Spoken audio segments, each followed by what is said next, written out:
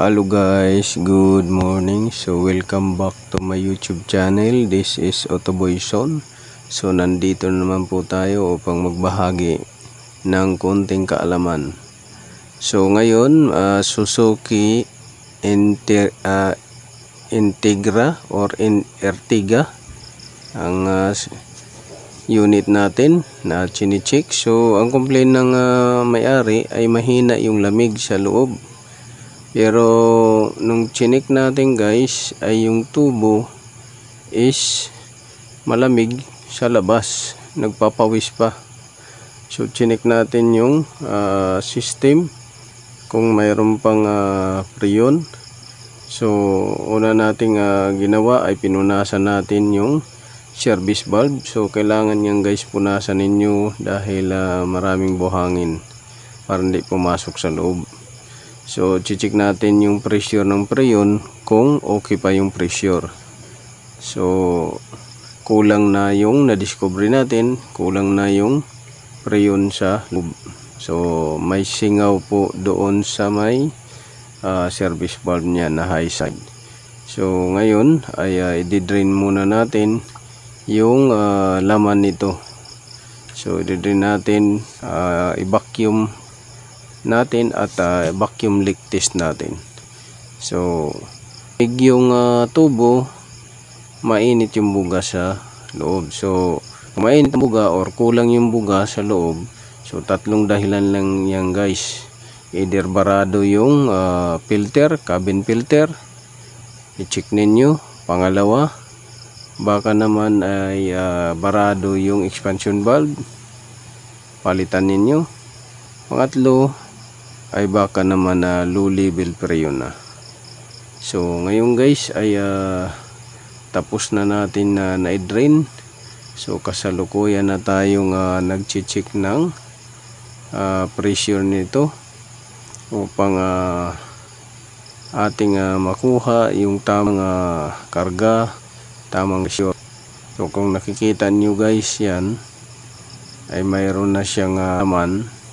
At ngayon guys ay sinubukan na nating paano yan kung lalamig ba siya.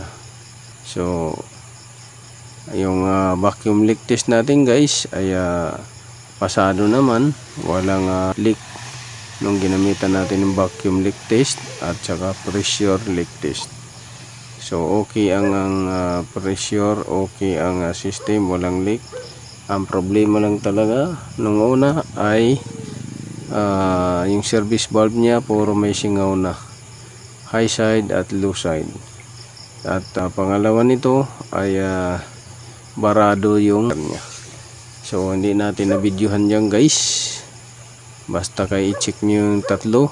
Unang i-check nyo yung cabin filter kung barado, pangalawa ay yung pressure or freon level ng system kung pasado pa sa speak niya, at pangatlo is yung barado yung expansion. So may pagkakataon din guys na barado yung condenser, kakaroon din ng failure na ganito, lalo na yung hindi nalinisan ng ilang taon yung condenser.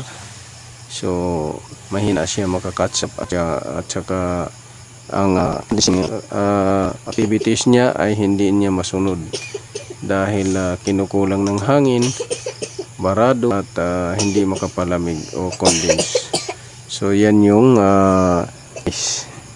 so pasensya na kayo guys kasi may bakubo dyan dahil nandito yung anak natin katabi na, kaya may background tayo na ganun.